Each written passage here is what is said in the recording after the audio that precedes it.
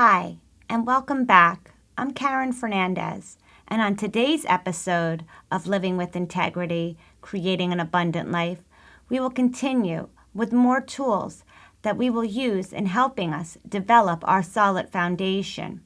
We will also learn how to reframe our life circumstances in order to use them to help us advance in the game of life.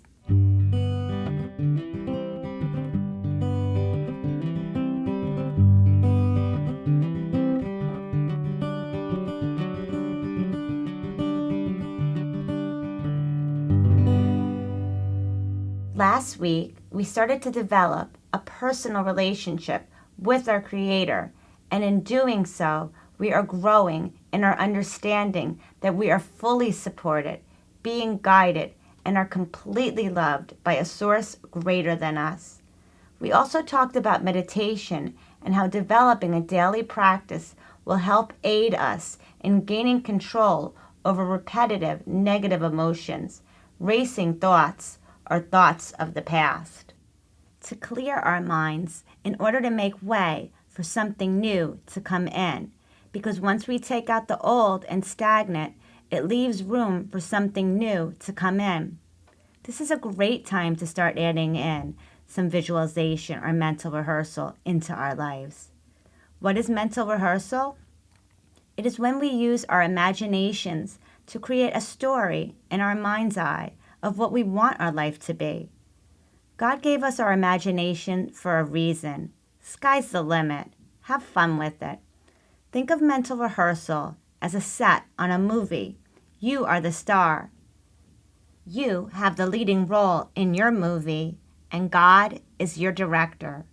Make your life into a great masterpiece. Mental rehearsal helps us to see the ideas, inspiration, and desires we hold inside of ourselves come to vivid life through our imagination. We have to visualize and imagine what we want first before we can achieve it and bring it into this 3D reality that we live in. We were given our imaginations to help us to be creative. We all are creative, talented. We all possess unique gifts and abilities that are inside of us. Tapping into mental rehearsal and visualization opens the doorways for us to discover more about who we are and what we want. Haven't you ever daydreamed of a life beyond your wildest expectations? When we were children, we thought we could do and become anything that we wanted to. Tap into that inner child. And he said, "Truly I tell you, unless you change and become like little children, you will never enter the kingdom of heaven." Matthew 18, verse 3. Jesus was talking about retaining and holding on to that childlike sense of awe and wonder, believing that we can achieve all things. If we can see it or imagine it, we can accomplish it. Before the Wright brothers invented the first airplane and flew it, no one believed that anyone could fly in the sky. No one imagined walking on the moon before Neil Armstrong did. Even in the past 15 years, the technology that has been achieved, people back in the 40s and 50s would have never believed or dreamed any of this was possible, but they are seeing it now with their own eyes. We have to let go of small, limited beliefs and thinking, or we will stay stuck in narrow-mindedness, not advancing in all the ways that we could. Somewhere between childhood and adulthood, we grow somewhat cynical and lose that belief, enthusiasm, and zeal for things that are beyond us. Some people knock fairy tales and make-believe stories. They don't like telling children about Santa Claus and his flying reindeer, or that he comes down a chimney to bring them gifts at Christmas time. They think it sets children up for disappointment as adults. I think those stories are fundamentally important to help us at a young age to not only develop our imagination, but also to help us develop the supernatural virtue of hope. St. Paul said, "We are saved by hope." Hope is essential for the human life. It gives us the drive and determination to keep pushing forward. Some people misunderstand the word and the meaning of hope. Hope is not saying that we don't have faith or believe that something can happen. Hope is the spark that enters our soul. Hope gives us the expectation that our desire for something is going to be fulfilled and happen. For in this hope we were saved. But hope that is seen is no hope at all. For who hopes for what they already have? But if we hope for what we do not yet have, we wait for it patiently.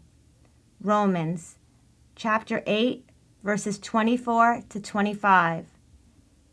Hope is like having the fuel that ignites our engines to drive us to accomplish our heart's greatest and deepest desires. Mental rehearsal is the route we will take, and God is our GPS to get us there. Michael Jordan, Tom Brady, Aaron Judge, and the late Kobe Bryant all used mindfulness meditation coaches and mental rehearsal. In fact, 70 to 90% of Olympic athletes on a daily basis practice visualization techniques known as imagery to see themselves being successful or winning their games, titles, whatever they are undertaking. And this is not exclusive to athletes alone. Executives, entrepreneurs, sales professionals, brain surgeons are just a few of the vast amount of people out there that are also starting to utilize this technique, seeing themselves being their best when it counts the most. So when and where and how do we practice mental rehearsal or visualization? It's actually quite easy and can be done any time of the day or night. I like to do it when I'm out in nature, doing a walk or some type of cardio activity, usually while listening to music. Some people like to do it while they're meditating. You can really do it any time, in the shower, cooking, cleaning, doing a creative activity like artwork, playing an instrument, working out, hiking. Anytime you don't have to focus your mental energy upon a specific task, like taking a test or operating heavy machinery. Use your sound judgment. Mental rehearsal is a great way to start seeing yourself in the life that you want, with the body that you want, and the health that you want, for you and your loved ones. Being in a financial situation that you want, the home of your dreams, maybe traveling the world and helping others, doing work and things that give you fulfillment and purpose in your life. Start seeing yourself hitting all your goals in these visualizations. Envision yourself helping those around you, your family, friends, co-workers, strangers. You'll start to notice how good you feel inside doing this and how it will elevate your mood and make you feel good about yourself and life in general. You are rewiring the circuits in your own brain. Nerve cells that wire together, fire together. What syncs in the brain, links in the brain. According to research done by Dr. Fred Luskin of Stanford University, 90% of our thoughts each day are repetitive, and 80% of those repetitive thoughts are negative. So, when we start to make an effort to think positive, happy thoughts about ourselves and our life, being optimistic and extending this out to others in words and action, our brain starts to produce the neurotransmitters serotonin and dopamine, creating a feeling of well-being, pleasure, and reward. Every thought we have releases some type of chemical. But if we are repeatedly thinking negative thoughts such as anger, resentment, regret, fear, loss, jealousy, bitterness, and revenge, our body will produce and release the stress hormones of cortisol and adrenaline, which triggers turning on the sympathetic nervous system, our fight, flight, or freeze response. Over time, high levels of these hormones can contribute to chronic mental health issues such as depression and anxiety, and physical health issues as well. People with high elevated cortisol may start to experience random and uncontrolled negative thoughts of fear, dread, anger, and apathy. But with attention and intention, if we keep practicing firing and wiring positive thoughts and visualizing good outcomes, we will not only feel better mentally and physically, but this then becomes a new program in our brain, like a software upgrade on a computer. The new story or voice we program in our head will then repeatedly encourage us and tell us that we can do this, that we are fully supported, and that it will happen, that we aren't alone or random. Our belief in ourselves will start to grow. New possibilities will then open up for us in our life experiences. Feeling the emotions before the experience of having the desired result causes an effect on brain waves. Working on this inner experience allows us to shift our mindset. When we do this, we are then able to let go of the old way of being, and we are then able to create a new reality by developing and growing our own personality. Establishing a routine that includes meditation and mental rehearsal will literally help us to change the wiring in our brains in order to help us shift our mindset and create new paradigms in our lives. This is where we actually will start to live a life on a higher, new level of being. Having a sense of well-being, happiness, and contentment will then open the door of creativity, passion, and exploration for our souls. Our souls are so undernourished. We don't really know how to feed it. We were never taught that in school or in secular society. Our souls are real and a part of our being, and our soul needs and longs to feel connected to us, our mind, body, environment, and to that which is greater. When we are balanced in mind, body, and spirit, life takes on a whole new purpose, meaning, and direction.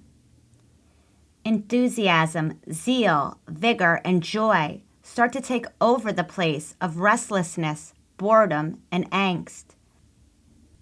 Before we go further into more tools for our journey, I think we should stop and look at the ways our everyday life will give us opportunities to advance in the game of life.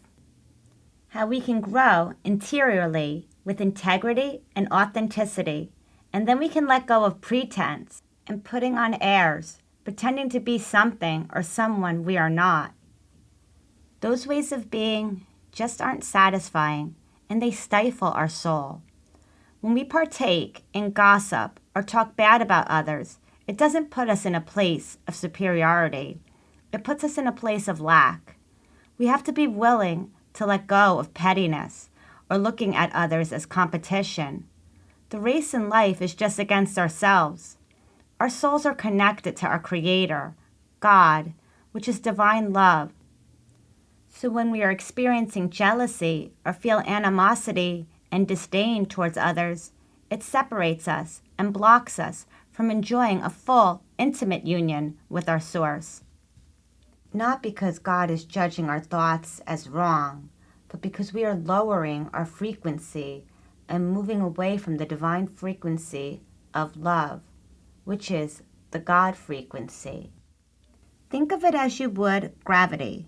Gravity is what it is. It has its natural law. Same holds true for us regarding the spiritual components of our soul. When we emotionally allow ourselves to be consumed by those disordered ways of thinking, they just naturally bring us down to a lower level of frequency. When we lie, slander, cheat, steal, or when we hold on to jealousy, anger, resentment, hostility, wrath, pettiness, bitterness, pride, and malice. We have a divine essence, but we also have a human estate. So there will be a clash of the flesh and spirit, or our shadow side and that which is greater, which resides in us, all of us. Until we overcome these lower vibrational frequencies and ways of being, we will continue to feel the emotional pains of not being in alignment with our source, especially when we are mistreating others. We all have wounds and hurts that we've accumulated over our lives. If we do not do the inner work to heal these wounds, we will carry them with us and either be resentful and bitter at life, thinking life owes us something, or hurt others and justify our selfish, poor behaviors and how we treat them because we were hurt first. Or we use our wounds to keep us in victimhood so we don't have to participate in life and guilt and manipulate others around us to do the things in life for us that we don't want to do. I've witnessed in my life people claiming to be on a spiritual path of self-discovery, healing, and wanting to help others. But then I would hear them talking about others behind their back, or I would see them in their self-centeredness, doing things that only benefited them and at other people's expense, only looking at the situation from their limited perspective. They would brag and boast of their path and wisdom that they thought they were on and had. Their words were hollow, empty, and had no follow-through. I think it's important that we don't delude ourselves and become hypocrites. I am not trying to be harsh by saying these things. These are just some of the things that I've witnessed and observed in my life. When we witness things like this, we can't sweep them under the rug. We witness them for a reason. It's not our job to judge others, but we do have to judge what we want in our life and how we want to live our life. If we truly want to change and live a life of integrity and authenticity and experience abundance to the fullness, then we have to be willing to change and take an axe to the root of the problem. None of us are perfect. We all have interior work to do. It's not going to happen all at once or overnight. There will be a lot of back and forth, especially in the beginning, highs and lows. But if we are truly doing our best, which will never be perfect, we will struggle and fall back into old patterns and ways of being. But if we take time to develop humility, we will advance, not only on our journey, but we will start to grow in wisdom, knowledge, understanding, compassion, and empathy. Humility is a must on this walk. Otherwise, we will get caught up in our ego and our pride and have a sense of superiority or entitlement. Humility is one of the strongest virtues and most important attributes we can develop as a human being. We can begin to view humility as having a superpower or a power-up in the game of life. Things that were always our Achilles heel or have dropped us to our knees in the past, we will be able to achieve and overcome with ease and grace through developing our humility. Humility is not about having a low opinion of yourself or a low self-esteem. On the contrary, humility is having a deeper understanding and awareness of who and what we really are. When we have humility, we can look at our accomplishments and keep them in perspective. That we have been given gifts and talents to develop. That we have a calling, a purpose, and a right to be here. We were all called into being, into this earthly life, by a source greater than us. We are not God, but we were chosen by God to go forth and produce good fruit. Humility keeps us grounded and open to learning more and growing in more ways. Arrogance and pride cuts us off from our source and from going deeper. It's a stumbling block. Humility really is the doorway to a greater understanding, wisdom, and knowledge because it keeps first thing first. Humility gives us the ability to appreciate all things and value all things as they are. Staying humble will help us especially when we take on the task of interior growth and transformation, because this is not an undertaking for the faint of heart. It is deep work. But with humility, we start to understand when we fall, we are human, and it will take time to develop new beliefs, habits, and ways of being. We can also learn to let go of perfection and choose progress instead. When we get mad, impatient, or annoyed at ourselves, others, or the circumstances, we can have compassion with ourselves and others and realize it's all part of the process. We can trust that we aren't alone and we aren't the only ones who have struggles in life. All humans have to deal with these aspects of life. Life comes at each of us in different ways that isn't always fair or pleasant. Through this shift and transformation, we begin to realize that our God is with us each moment on this path. We can begin to offer up our failings, falls, or shortcoming and try again right where we are at. Ask for and pray for a deeper humility. There is a freedom in humility that frees us from being a sore loser or a sore winner or arrogant towards others whom we have little patience for. We start to realize maybe if we extend compassion towards others, we'd start to have some compassion for ourselves as well. Because we all are in the same storyline, just a different narrative. Humility will catapult us on our journey to self-discovery and transformation. When we start to carve out time daily to practice meditation and mental rehearsal, we will start to see and feel the effects as well as the benefits of these practices in our lives. But it has to be done with regularity to see and feel these effects, for them to take root in our behavior.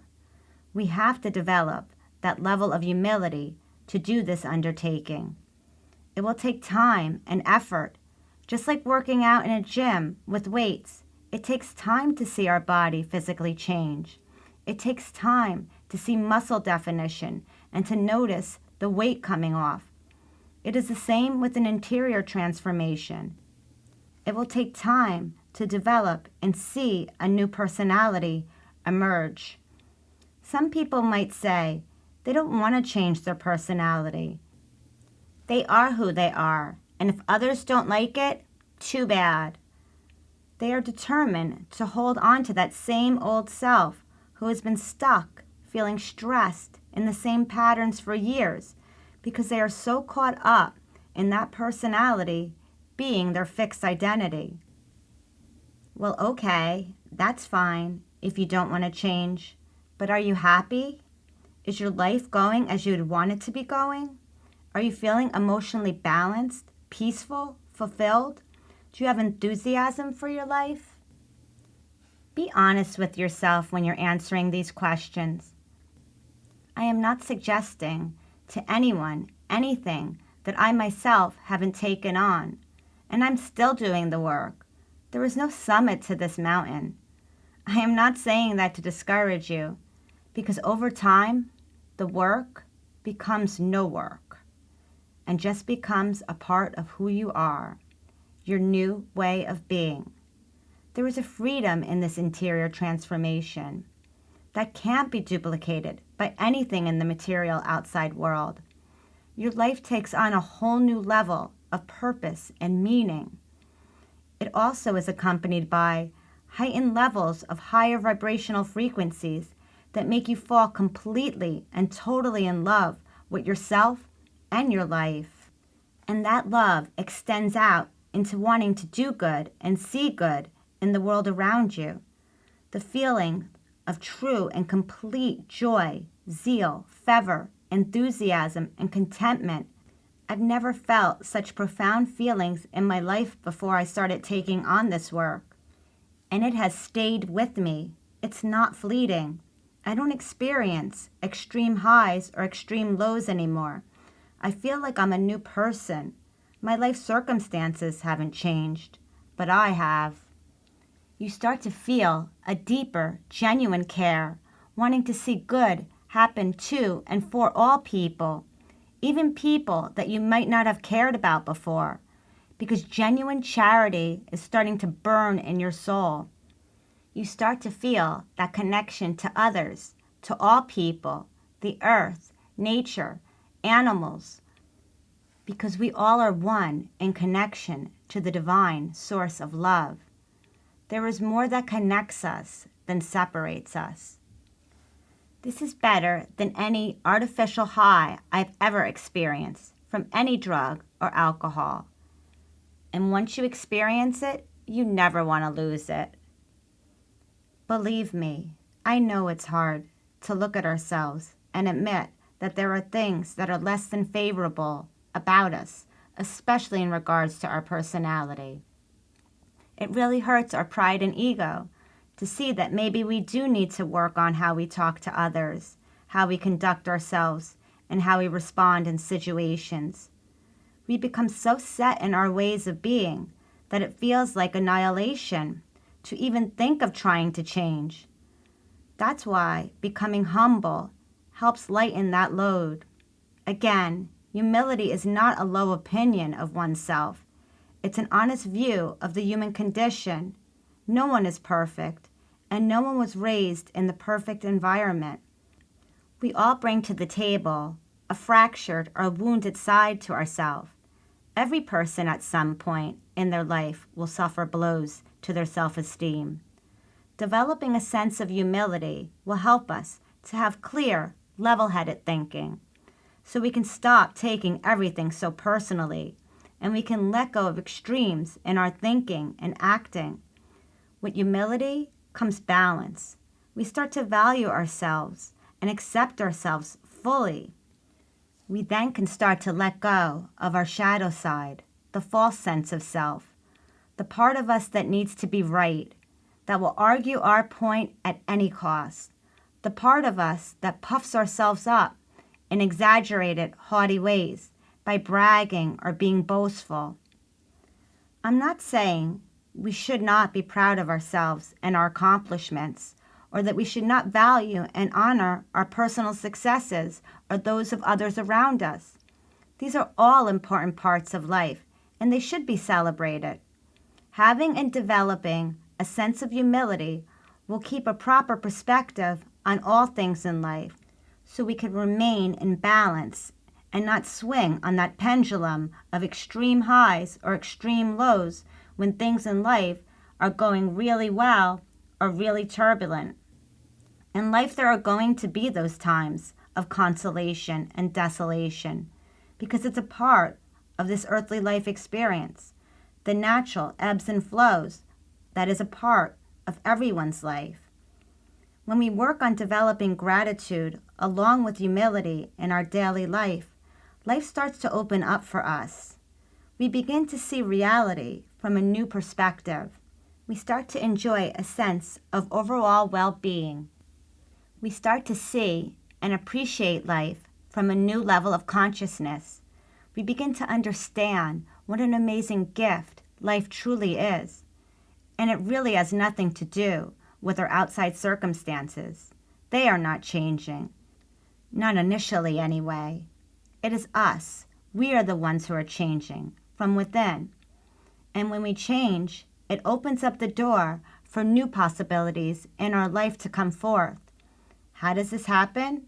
We are shifting our old way of being, breaking down outdated beliefs, and letting go of old behaviors, identities, and mindset. By letting go of complaining, whining, resentment, bitterness, selfishness, pettiness, victimhood, idle gossip, and jealousy, we are freeing ourselves to experience life from a much higher level of consciousness. We are elevating or leveling up, so to speak. We are made up of both matter and energy. That energy is both electrical, impulses and signals, and chemical reaction. We have a vibrational frequency. Each human is made up of about 5 to 10 trillion cells, different molecules vibrate at different rates, and those rates can speed up or slow down if the condition around the molecule changes. So if our every thought produces and releases a chemical reaction, how we think, how we act, how we talk to others, along with our own self-talk, creates what we bring into our life. As I said before, our personality creates our own personal reality. What we put out into the world, we truly bring back into our own personal reality. Once we start this path and routine on the spiritual plane, let's make sure we keep our ego in check. We don't want to think or act like we're better than others because they're not doing a spiritual practice. And just because we are, that we are somehow more advanced than them, that they are somehow lower than us or don't know the wisdom, knowledge, and understanding that we think we have. Because if we do that, we're missing the whole point, and we have no knowledge. Just because we are doing a certain routine or holding a certain posture, following a sacred exercise practice, or having a prayer life, while not living in alignment with true integrity and authenticity, we are just deluding ourselves then. God dwells in all of us. We all can learn from each other. There is no one that's superior in the game of life. We are each other's teachers. You'll be able to discern when you are out of alignment or caught up in the false self by your own life experiences. When things are stuck, stagnant, and when you start to feel those lower vibrational frequencies, such as angst, depression, boredom, stress, anger, restlessness, confusion, or anxiety, these emotions and feelings do come to us all at times, but they are also cues to let us know that we are not in alignment, that something is not balanced in our thoughts, words, or actions. We are able to manifest things into our life all the time, every day. We were born to create. These things come naturally from the culmination of how we conduct ourselves in our life through our thoughts, words, and actions, and interactions with others. So, if we truly want to manifest or create a better quality life for ourselves, a life of abundance, happiness, and fulfillment, we have to get into alignment with living with integrity. Our words are powerful. We have to say what we mean and mean what we say. Otherwise, we are living small and in pretense. Our words are everything. They show our character and our true self to others. If we say things that are empty or have no follow-through, how do we expect others to trust us or respect us? We will start to lose the ability and power of intention when we live this way.